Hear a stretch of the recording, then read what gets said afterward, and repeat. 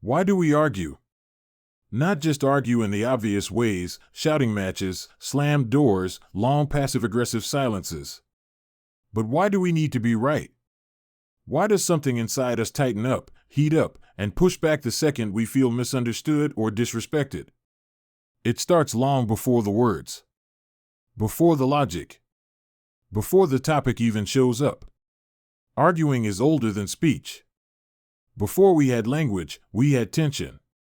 We had survival instincts. In those early days, disagreement wasn't just about opinion, it was about territory, safety, food, love. Evolution didn't teach us to talk things through. It taught us to fight or flee, to dominate or submit. That wiring? It's still there. Even now, when someone criticizes us, even gently, our body responds as if we're under threat. The heart rate rises. Shoulders tense. Breathing shallows. Our brain prepares to defend itself. Not just defend the idea, defend us. Because, in some part of our mind, an argument still means danger. That's the first truth: arguments are not purely rational events. They're emotional echoes of ancient survival games. Which is why they feel so personal, even when they're not supposed to be. But the story doesn't end there. As children, we were taught things about arguing. Not always directly, but through experience. Some of us grew up in loud homes, where voices were raised every night. Others grew up in homes where conflict was hidden, frozen under fake smiles and cold silences. Some were punished for speaking up. Others had to scream just to be heard. So we learned. We learned that anger gets attention. Or that disagreement leads to abandonment. Or that being right is the only way to feel safe. We may not remember these lessons consciously, but they show up, again and again, every time we feel ourselves getting pulled into yet another exhausting disagreement. And yet, despite how painful arguing can be, we still do it. Why? Because underneath every argument is something important. Something we care about. Arguing is often a sign of attachment. A sign we want to be understood, taken seriously, valued, seen. In some twisted way, arguing is us reaching out, even if it looks like pushing away. Think about the last argument you had. Was it really about the dishes? The schedule? The tone of a message? Or was it about something deeper? Feeling ignored, disrespected, unloved, unheard. This is where most arguments begin, not in the words we use, but in the places we've been hurt before.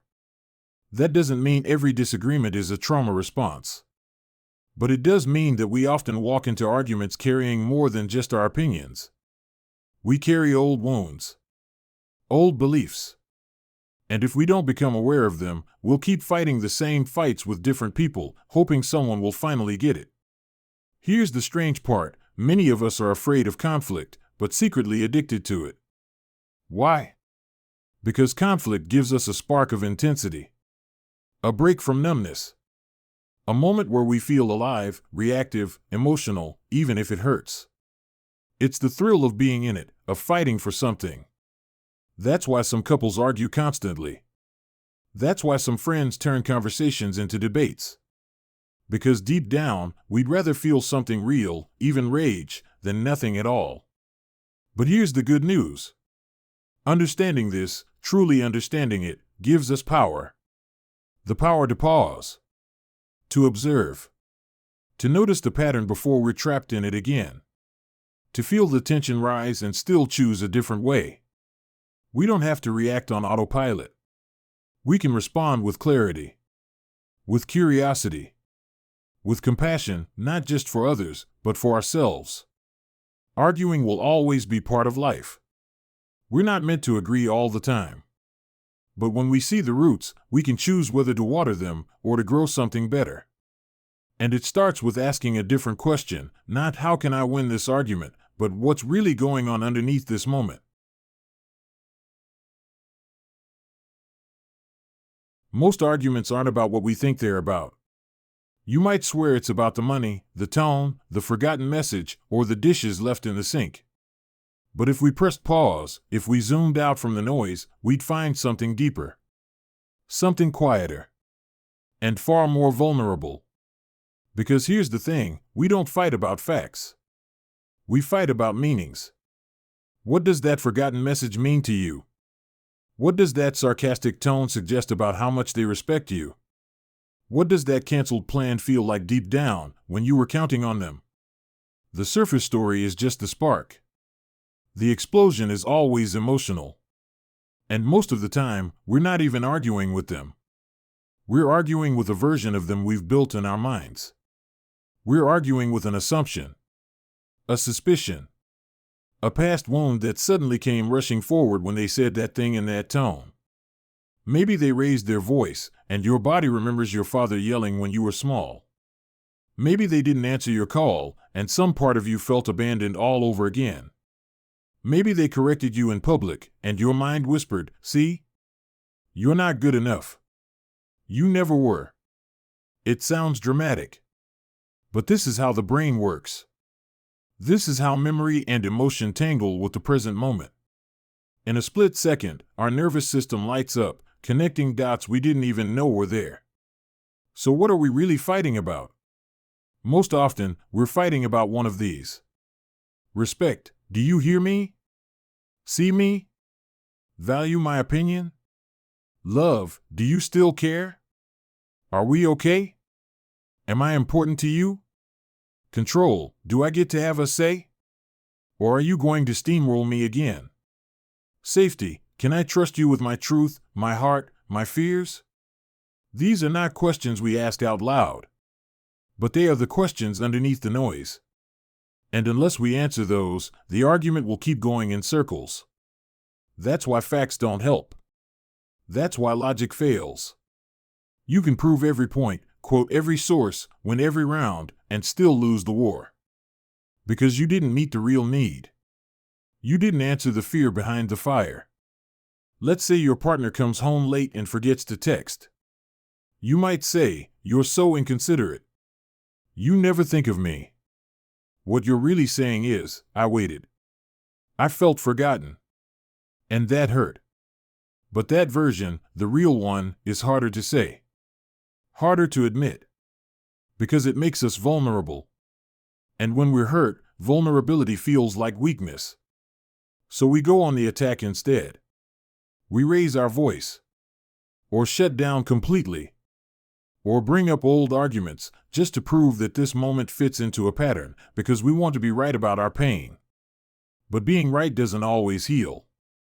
And what makes this worse is that they are doing the same thing. They have their own history, their own interpretations. So now you've got two people, both hurting, both protecting themselves, both thinking the other is the enemy. That's how even small disagreements spiral into emotional chaos. Because both people are arguing about something else. Something deeper. And neither one feels safe enough to say it out loud. But what if we did? What if, instead of saying "you never listen," we said, "I don't feel heard, and that really matters to me"? What if, instead of "you always have to be right," we said, "when you talk over me, I feel invisible"? What if we didn't flinch away from vulnerability, but used it as our secret weapon? Because vulnerability is not weakness. In arguments, it's strength. It's clarity. It's honesty at its most powerful. It says, "I'm not here to win. I'm here to be real." And most people don't know how to fight with someone who's being real. It disarms them. Because suddenly, there's no war to fight. Just two people looking for understanding. This doesn't mean you tolerate disrespect. Or stay silent to keep the peace. This isn't about being soft. It's about being wise. About recognizing that most arguments are just echoes, and the only way to quiet them is to go to the source. If you don't name what's really going on, it will keep finding ways to speak, through sarcasm, resentment, withdrawal, or rage. So next time you feel the fire rising, pause. Ask yourself, what am I actually fighting for right now? And then ask them, what are you afraid I don't understand? The answers may change everything. If there's one invisible fuel that powers almost every argument, it's not logic. It's ego. Not the arrogant, boastful ego people often talk about, but the quiet, fragile, deeply human need to feel worthy. To feel seen. To feel right. Because being right feels like being safe. Being right means we're in control. And most of us would rather be right and miserable than wrong and vulnerable. This is the trap. The ego, that part of us that wants to look good, feel smart, stay respected, doesn't care about truth. It cares about survival. Emotional survival. Social survival. Reputation, pride, certainty. So in the middle of a heated moment, when someone challenges us, when they say we're wrong, or selfish, or out of line, the ego doesn't pause to reflect. It defends. It deflects. It attacks. Because in the mind of the ego, to be wrong is to be weak. And to be weak is to be unsafe. That's why it's so hard to say, "You're right. I didn't think about it that way. I messed up." Not because we're bad people. Not because we're stubborn. Because our identity is on the line. We're protecting something sacred, the idea that I am good. I am smart. I am worthy. And here's the twist, the person you're arguing with is doing the same thing. They're also protecting their identity. Their pride. Their version of what's true. Now you've got two egos in the ring, both swinging, both defending, both afraid to be seen as less than. This is why most arguments escalate instead of resolve. Because we stop listening.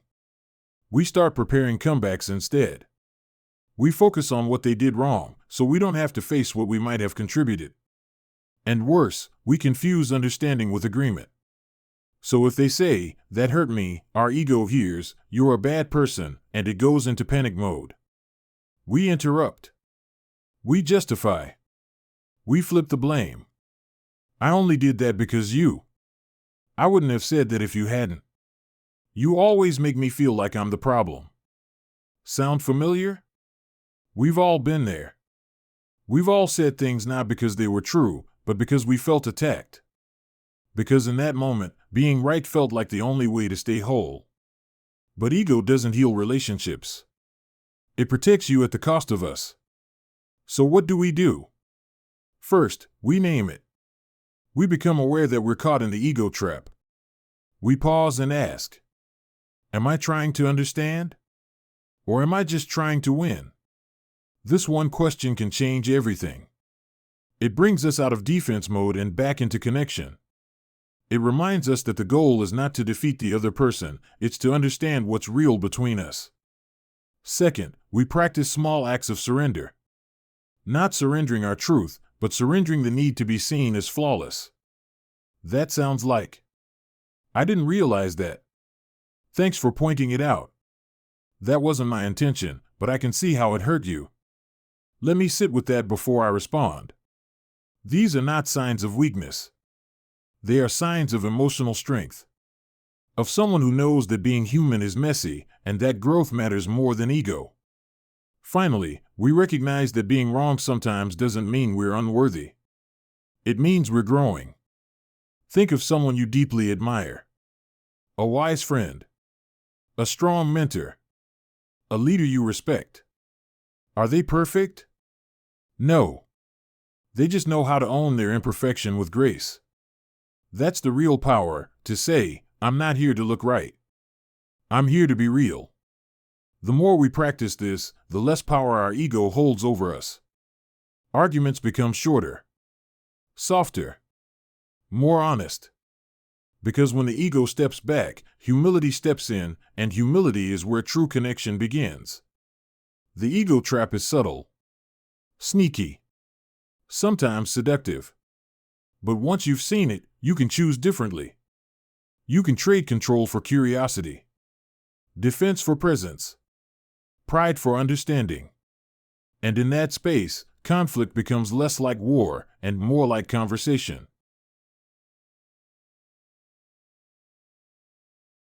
We live in a noisy world. One where everyone is talking, few are listening, and even fewer are listening to understand.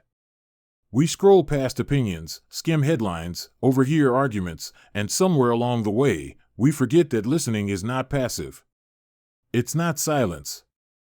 It's not just waiting for your turn to talk. True listening is an act, a skill, a presence. And in arguments, it becomes a kind of superpower. But here's the hard truth: most people don't know how to listen when emotions run high. Especially not in conflict. Because conflict triggers fear. And fear triggers self-protection. So instead of listening, we start doing something else entirely. We reload. We collect mental bullets to fire back with. We filter. We only hear the parts that confirm our story. We guess. We assume we already know what the other person really means. We defend. We think listening equals agreement, and we refuse to give that power away. This is the exact moment when understanding breaks down. You can see it on people's faces, the glazed over eyes, the subtle frown, the arms crossed not in comfort but in resistance. They're no longer present. They're somewhere in their head, building a counterattack. And that's when the argument changes shape. It stops being two people trying to connect, and becomes two walls pressed against each other, hoping one will crack. But here's what's often forgotten. Most people aren't arguing just to prove they're right. They're arguing because they don't feel heard. They raise their voice not because they want to be scary, but because they're desperate for someone to finally get it. To say, "I see you. I hear you. What you feel matters." That's all most people want. It's not about agreeing. It's about witnessing someone's experience, even when it's uncomfortable. Even when it challenges your version of the story. Because when someone truly listens to us, something inside us softens. The tension drops. The fists unclench. The breath returns. The argument shifts. But how do we become that kind of listener? It's not about techniques. It's about intention. It starts with one quiet choice. Right now, I want to understand more than I want to win. That mindset changes everything. You begin to ask better questions. Can you help me understand why you felt that way? What did that moment mean to you? Is there something I missed? You start paying attention not just to words, but to tone, to pauses, to the emotion beneath what's being said. You begin listening for the pain, not just the argument. Because behind every fight is usually something softer. A fear of being abandoned. A wound from the past. A moment that felt like betrayal, even if unintended. And when you listen for that, people start to feel safe. Safe people don't need to shout. They don't need to prove. They open up. They share. They become human again.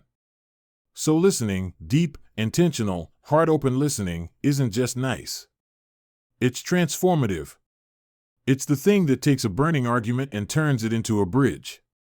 And even if the two of you still disagree, even if the issue is unresolved, even if nothing changes, that person will leave the conversation feeling seen. That alone is powerful. In a world where everyone is shouting, be the one who listens. Not to manipulate. Not to win. But to understand. Because arguments don't destroy relationships. Disconnection does. And listening, real listening, is the fastest way back to connection.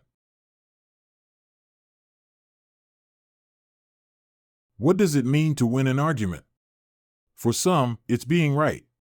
For others, it's being louder, more convincing, more in control. Sometimes, it's simply being the last one standing, the one who didn't back down. But the real question is, at what cost? How many people win an argument only to lose the person? How many feel victorious for a moment and then realize they've just burned a bridge that mattered? Because the truth is, you can win the debate and still lose the relationship. And if that's the price of being right, you have to ask yourself, was it worth it? That's where a deeper kind of wisdom comes in. The wisdom to realize that not all arguments need to be won. Not all truths need to be shouted. Not every injustice needs to be corrected in that moment. Sometimes, real strength isn't in overpowering, it's in choosing what matters most. You see, most of us are taught that standing our ground is the ultimate form of integrity. But there's a quieter, deeper integrity too, the kind that doesn't need to prove itself. The kind that can hold two ideas in tension and still stay centered. The kind that can say, I know what I believe, and I don't need to destroy you to protect it. This isn't weakness. It's maturity. Maturity knows that some arguments are just emotional smokescreens for pain. Some are fueled by exhaustion, by fear, by past wounds we can't see. Maturity knows when to engage and when to walk away, not in defeat, but in peace. So how do you win without losing yourself? You choose clarity over chaos. You learn to respond instead of react. That half-second pause, that breath before speaking, can change the whole trajectory of a conflict. It creates space for wisdom to speak instead of ego. You recognize that some fights are not yours to fight. That proving yourself to someone who doesn't want to understand you is a draining, endless loop. You practice compassion, not just for them, but for yourself. Because arguments often awaken the oldest parts of us, the child who wasn't heard, the teen who felt invisible, the adult who keeps giving and getting nothing back. And when those parts take the wheel, we lose our way. But when we pause, when we listen inward, we remember who we are. We remember what matters. We protect our peace like a sacred place, not because we're fragile, but because we're finally strong enough to say no to chaos. And here's the most empowering part. You don't have to participate in every argument you're invited to. You can set boundaries with grace. You can walk away with dignity. You can disagree and still love. You can say, I see your pain, but I will not let it become mine. You can be calm, clear, centered. This doesn't make you passive. It makes you powerful. Because the most dangerous person in the room isn't the one shouting. It's the one who doesn't need to shout. The one who knows their truth and no longer needs permission to hold it. And when you live from that place, something beautiful happens. Arguments stop being battles. They become conversations. Conflict becomes a tool for clarity. Disagreement becomes an opportunity to deepen the relationship or to walk away from the ones that drain your soul. You no longer fear confrontation because you trust yourself to navigate it. You're not afraid to be wrong because growth matters more than ego. You stop trying to win because your peace is not for sale. And that's the real victory. Not being right. Not being heard. But being whole.